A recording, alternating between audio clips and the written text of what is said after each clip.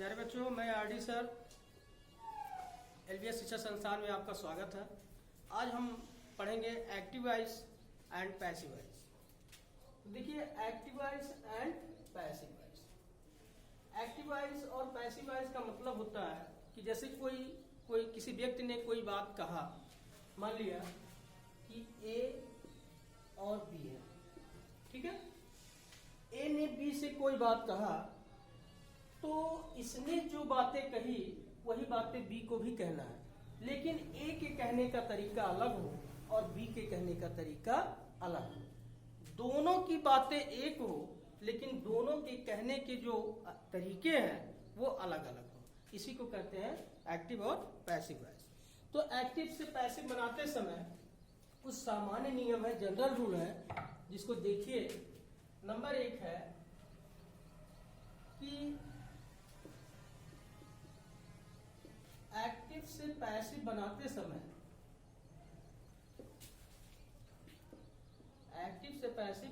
समय याद रखिए कि सब्जेक्ट के स्थान पर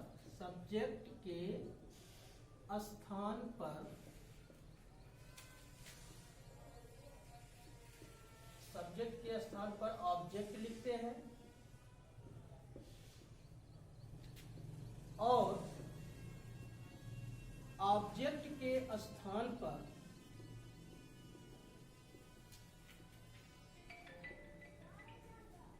सब्जेक्ट लिखते हैं।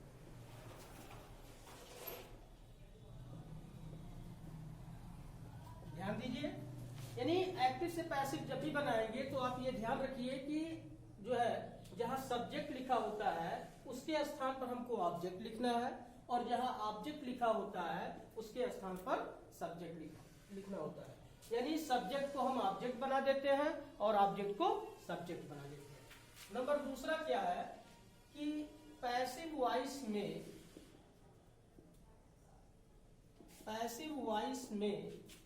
हमेशा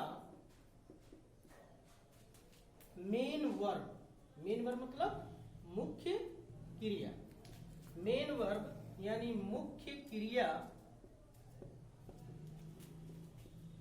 की थर्ड फॉर्म का प्रयोग करते हैं। ठीक। दूसरा पॉइंट इसका है कि पैसिव वॉइस में हमेशा, यानी जब भी पैसिव बनाएंगे टेंसेस का, तो पैसिव वॉइस में हमेशा मुख्य क्रिया की थर्ड फॉर्म का प्रयोग करते हैं। नंबर तीसरा है कि पैसिव वॉइस केवल 8 टेंसेस की बनाई जाती है।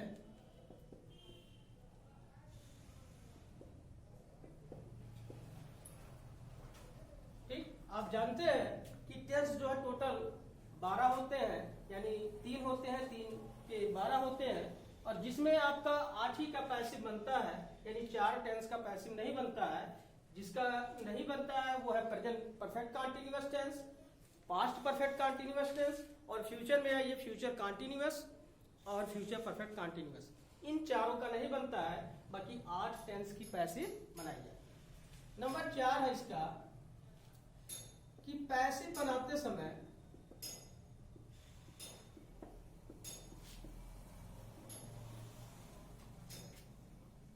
सब्जेक्ट से पहले बाई का प्रयोग करते हैं। बाई का प्रयोग करते हैं, ठीक है। यानी सब्जेक्ट को ऑब्जेक्ट, ऑब्जेक्ट को सब्जेक्ट बनाना है, लेकिन जहां हम सब्जेक्ट लिखेंगे उससे पहले क्या करेंगे, बाई लगा देंगे। नंबर 5 है कि कुछ कर्ताओं, यानी प्रीपोजिशन जो सब्जेक्ट जो होते हैं, कुछ कर्ताओं का रूप बदल दिया जाता है। इसको आप लर्न कर लें, याद कर लें। जैसे यानी यदि सब्जेक्ट आपका ही है तो ही का पैसिव वॉइस में चेंज हो जाता है हिम। क्या हो जाता है, हिम। यदि सब्जेक्ट आपका सी है तो सी का पैसिव वॉइस में चेंज हो जाता है हर। यदि सब्जेक्ट आपका दे है तो दे का पैसिव वॉइस में चेंज हो जाता है देम। और यदि सब्जेक्ट आपका वी है तो वी का चेंज हो जाता है अस। यदि सब्जेक्ट आपका आई है तो आई का चेंज हो जाता है मी। तो यदि ही है तो ही का हिम, सी है तो सी का हर, दे है तो दे का देम, और वी है तो वी का अस, तथा आई है तो आई का मी। और यदि क्वेश्चन वर्ड हु है, यानी बाकी सभी क्वेश्चन वर्ड को छोड़कर हु है, तो हु का चेंज हो जाता है सबसे पहले हम लिखते हैं बाई होम। क्या लिखते हैं? By home. तो ये आपके सामान्य रूल है, और सामान्य रूल ये जब जितने भी टेंस की पैसिव बनाएंगे इनका प्रयोग हमें सब में करना है। ठीक है, अब आप देखिए कि पहला जो टेंस है जिस टेंस में हम पढ़ेंगे वो है आपका प्रेजेंट इंडेफिनिट टेंस। वो टेंस कौन सा है? Present indefinite tense. तो बच्चों ध्यान दें, टेंस पहला है प्रेजेंट इंडेफिनिट टेंस।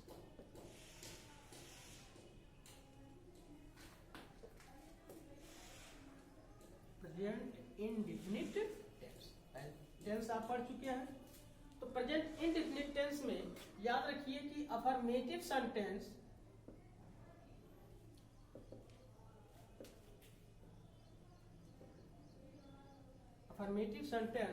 में जब पढ़ेंगे तो आपको याद रखिए कि यदि सब्जेक्ट, यानी सब्जेक्ट की जगह हमको क्या लिखना है? ऑब्जेक्ट। तो ऑब्जेक्ट को देखेंगे, जिस तरह हम सब्जेक्ट को देखते थे उसी तरह अब ऑब्जेक्ट को देखेंगे कि यदि ऑब्जेक्ट हमारा सिंगुलर है, सिंगुलर मतलब एक वचन है, तो हेल्पिंग वर्ब का यूज करेंगे इज।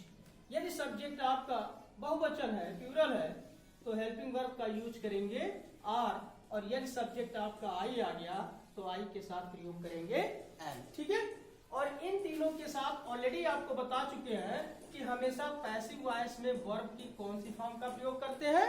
थर्ड फॉर्म का। ठीक है, अब इसके स्ट्रक्चर यानी फॉर्मूला हिंट्स जो है आप देखिए कि सब्जेक्ट पहले लिखा होता है, यानी उसके स्थान पर हमको लिखना है ऑब्जेक्ट। क्या लिखना है?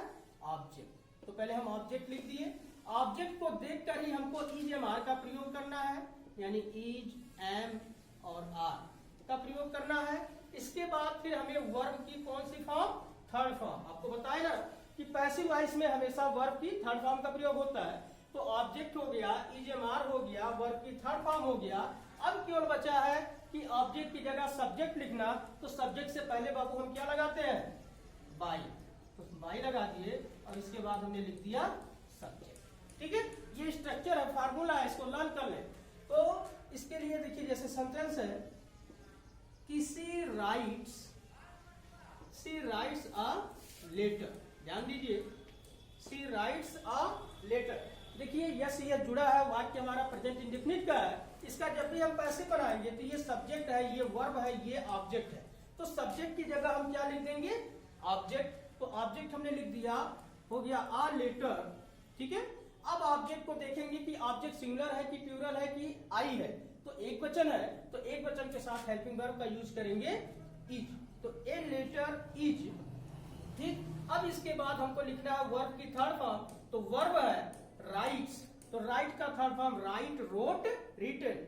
तो हो गया रिटन, यानी ए लेटर इज रिटन। अब बचा है केवल सब्जेक्ट लिखने के लिए। तो सब्जेक्ट से पहले बाबू हम लगाते हैं बाई, और सी का चेंज हो जाता है हर। ठीक है, आपको ऑलरेडी हमने बताया कि एक्टिव का मतलब होता है कोई बात कही गई। ठीक है, और पैसिव का मतलब होता है कि वही बात दोबारा कही जाए, लेकिन दोनों के कहने के तरीके अलग अलग हो, दोनों के कहने के मेथड अलग अलग हो। जैसे यहाँ लिखा है सी राइट्स ए लेटर, वह एक पत्र लिखती है। तो मैंने लिख दिया कि a letter is written by her, कि एक पत्र उसके द्वारा लिखा जाता है। ठीक है, एक पत्र उसके द्वारा लिखा जाता है या वह एक पत्र लिखती है, दोनों की बातें एक है, लेकिन दोनों के कहने के तरीके अलग अलग है। ठीक है, अब आप देखिए इसके निगेटिव सेंटेंस अगर आ जाते हैं, वाक्य निगेटिव सेंटेंस यदि आते हैं, निगेटिव बनाने के लिए तो हम क्या करेंगे? इज एम आर के बाद नॉट का प्रयोग कर देंगे, यानी जहां लगाया है इज एम आर लिखते हैं, प्लस इसके बाद क्या करेंगे? नॉट लगा देंगे। तो ये वाक्य आपका हो जाएगा निगेटिव सेंटेंस। ठीक है,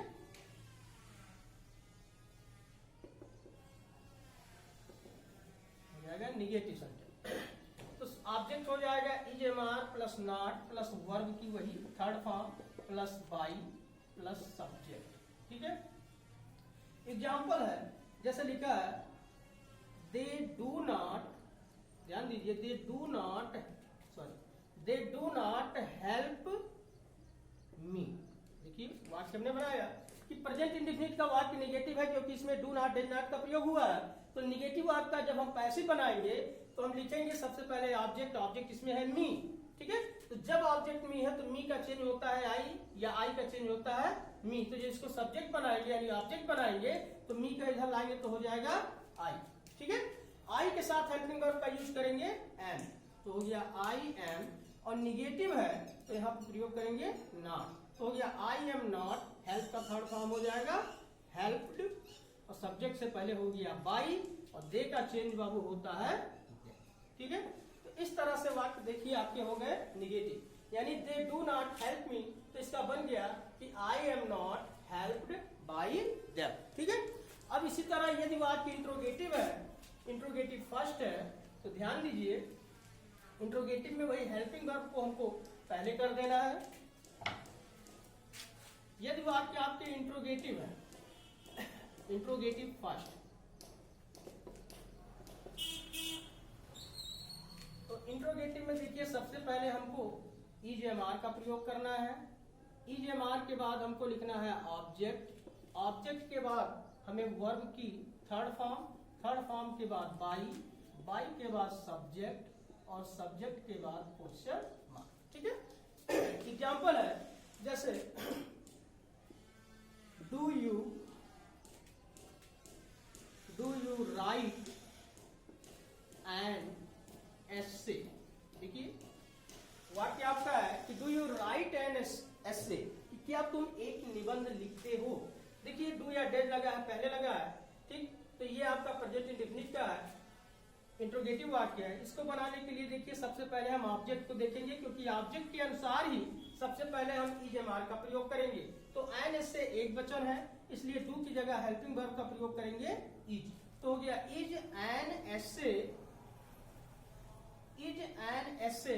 राइट का थर्ड फॉर्म हो गया रिटन, सब्जेक्ट से पहले बाई, और यू का चेंज बाबू यू ही होता है। याद रखिए कि पैसिव वॉइस में यू का चेंज यू ही होता है। ठीक, तो ये आपके इंट्रोगेटिव सेंटेंस हो गए। यदि वाक्य इंट्रोगेटिव सेकंड होते हैं, ध्यान दीजिए,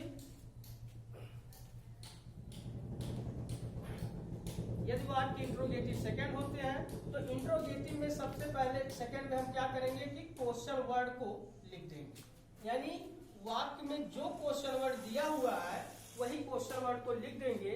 लेकिन अगर क्वेश्चन वर्ड हु है तो हु का चेंज कर देंगे बाय हूं। देखिए जैसे है why do we beat him, मान लिया सेंटेंस है। देखिए why do we beat him, यानी हम उसे क्यों पीटते हैं। तो देखिए why है तो why क्वेश्चन वर्ड को हम उसी तरह लिख देंगे, इसमें नो चेंज, कोई चेंजिंग नहीं करना है, तो why हो गया। और him देखिए आपका ही है, यानी एक वचन है, तो हेल्पिंग वर्ब लगाएंगे इज, यानी क्वेश्चन वर्ड के बाद इज एम आर का प्रयोग, इज एम आर के बाद ऑब्जेक्ट हिम है, तो हिम का चेंज हो जाएगा ही। तो व्हाई इज ही, ठीक, उसके बाद क्रिया की थर्ड फॉर्म तो बीटन। ठीक है, तो why is he beaten, subject है बाई, और वी का चेंज हो गया अस। ठीक है, तो why is he beaten by us, यानी सब्जेक्ट जो आपका है वी का चेंज हो गया अस, और ऑब्जेक्ट जो आपका है हिम का चेंज हो गया ही। ठीक है, ये इंट्रोगेटिव सेकंड हो गए। ठीक है, तो ये आपके प्रेजेंट इंडेफिनिट के वाक्य हो गए। मान लिया हु वाले वाक्य है, सेंटेंस है कि हु कॉल्स यू देयर। देखिए ये आपके हु वाले वाक्य है। यदि हु के वाक्य है तो हु का सबसे पहले बाबू हम चेंज करेंगे बाई हूं, सबसे पहले इसको चेंज कर देंगे बाई हुम। बाई हुम लिखने के बाद ऑब्जेक्ट देखिए आपका यू है, यू बहुवचन है, तो हेल्पिंग वर्ब लिखेंगे आर, तो हो गया बाई हुम आर, उसके बाद ऑब्जेक्ट है यू। ठीक, तो by whom are you called there, ध्यान दीजिए, ठीक है। तो by whom are you called there. अब देखिए इसमें बाई सबसे पहले लग गया, इसलिए इसमें बाद में बाई लगाना जरूरी नहीं है, ठीक है। अब आगे आप देखिए प्रेजेंट कंटीन्यूअस का, बात समझ में आ गई। प्रेजेंट इंडेफिनिट में आप ये याद रखिए कि हेल्पिंग वर्ब इज का प्रयोग होता है, और यदि बात प्रेजेंट कंटीन्यूअस का है तो प्रेजेंट कंटीन्यूअस में हेल्पिंग वर्ब लगते हैं, ध्यान दीजिए।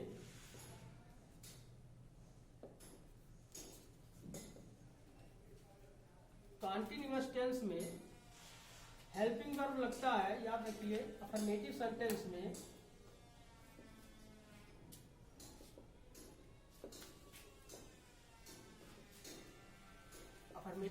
में हेल्पिंग वर्ब लगाएंगे यहां पर, ठीक उसी तरह कि यदि सब्जेक्ट की जगह ऑब्जेक्ट जो है एक वचन है तो इज, बहुवचन है तो आर, आई है तो एम। याद रखिए प्रेजेंट इंडेफिनिट में भी यही लगा, लेकिन ये याद रखिए कि जब कंटीन्यूअस होगा तो कंटीन्यूअस में इज एम आर के साथ बीइंग को क्या करेंगे, बढ़ा देंगे, ठीक है। क्या बढ़ा देंगे, बीइंग, यानी इज बीइंग, आर बीइंग और एम बीइंग। और ऑलरेडी आपको बताया है कि इन सभी के साथ हमेशा वर्ब की कौन सी फॉर्म का प्रयोग करेंगे, थर्ड फॉर्म का। तो स्ट्रक्चर इसका फॉर्मूला है, हिंट्स है कि सबसे पहले आपको बताया है कि सब्जेक्ट की जगह बाबू लिखेंगे ऑब्जेक्ट, ऑब्जेक्ट के बाद आप लिखेंगे इज बीइंग या एम बीइंग, इज बीइंग या एम बीइंग या आर बीइंग, इसके बाद वर्ब की थर्ड फॉर्म, इसके बाद बाई, और इसके बाद सब्जेक्ट। ये फार्मूला आपका स्ट्रक्चर है, यानी ऑब्जेक्ट लिखेंगे, ऑब्जेक्ट के बाद इज बीइंग, एम बीइंग या आर बीइंग, उसके बाद वर्ब की थर्ड फॉर्म, फिर बाई, सब्जेक्ट। मान लिया सेंटेंस है कि ही इज रीडिंग अ स्टोरी। ध्यान दीजिए, हमने वाक्य लिख दिया कि ही इज रीडिंग अ स्टोरी, यानी वह एक कहानी पढ़ रहा है। देखिए इज एम आर का प्रयोग हुआ, आईएनजी का प्रयोग हुआ, वाक्य हमारा प्रेजेंट कंटीन्यूअस में हुआ। प्रेजेंट कंटीन्यूअस का जब भी पैसिव बनाएंगे तो याद रखना है कि इज एम आर के साथ हमको केवल बीइंग बढ़ा देना है। तो देखिए इसमें ऑब्जेक्ट आपका है आ स्टोरी, एक वचन है, is being a story is being, read का फॉर्म वही होता है रीड, तो a story is being read by, he का चेंज हो जाएगा हिम। ध्यान दीजिए सब लोग। सेंटेंस था he is reading a story, तो हमने इसको बना दिया कि a story is being read by, यानी आपको ठीक उसी तरह बनाना है, लेकिन हमें बीइंग बढ़ा देना है कंटीन्यूअस में। तो इसका जब निगेटिव आप बनाएंगे तो याद रखिए निगेटिव सेंटेंस में जहां आप इज बीइंग लगाते हैं, इज बीइंग, आर बीइंग, बीच में हमको नॉट का प्रयोग कर देना है, ठीक है। यानी इज नॉट बीइंग और am not being, is not being, am not being, और हो जाएगा आर नॉट बीइंग, ठीक। तो ये आपके निगेटिव सेंटेंस हो जाएंगे। निगेटिव में यानी is being, are being, am being के बीच में हमको नॉट लगाना है, ये हो जाएगा निगेटिव सेंटेंस, ठीक है। सेंटेंस देखते हैं एग्जाम्पल, जैसे फॉर एग्जाम्पल देखिए सेंटेंस है,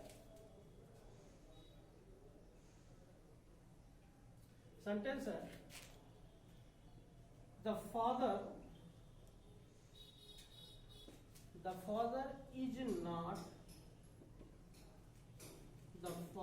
is not going to office today.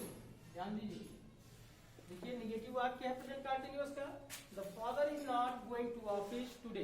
तो इसका देखिए हम बनाएंगे, ऑफिस एक वचन है, ऑब्जेक्ट है, तो आप लिखेंगे ऑफिस, ठीक।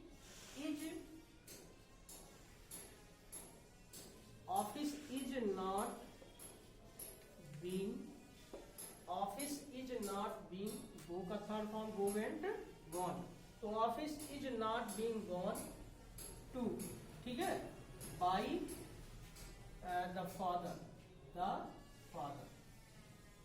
लास्ट में जोड़ देंगे टुडे, ठीक है। इस तरह आपका ये निगेटिव हो गया। निगेटिव के बाद यदि आप इंट्रोगेटिव बनाते हैं, ध्यान दीजिए, समझ लीजिए इसको, इंट्रोगेटिव बनाते हैं तो इंट्रोगेटिव में आप याद रखेंगे कि सबसे पहले वाक्य यदि इंट्रोगेटिव बनाते हैं, इंट्रोगेटिव फर्स्ट, ठीक है, इंट्रोगेटिव बनाते हैं तो इसका फार्मूला हिंट्स है कि सबसे पहले आप वही करेंगे, इज एम आर लिखेंगे, इज एम आर के बाद ऑब्जेक्ट लिखेंगे, तब जाके आप बीइंग लगाएंगे बाबू, ठीक है। तो सबसे पहले आप लिखेंगे इज एम आर, उसके बाद ऑब्जेक्ट, तब आप बीइंग लिखेंगे, इसके बाद वर्ब की थर्ड फॉर्म, और इसके बाद में बाई, इसके बाद सब्जेक्ट, सब्जेक्ट के बाद क्वेश्चन मार्क, क्योंकि इंट्रोगेटिव सेंटेंस में क्वेश्चन मार्क लगेगा, ठीक है।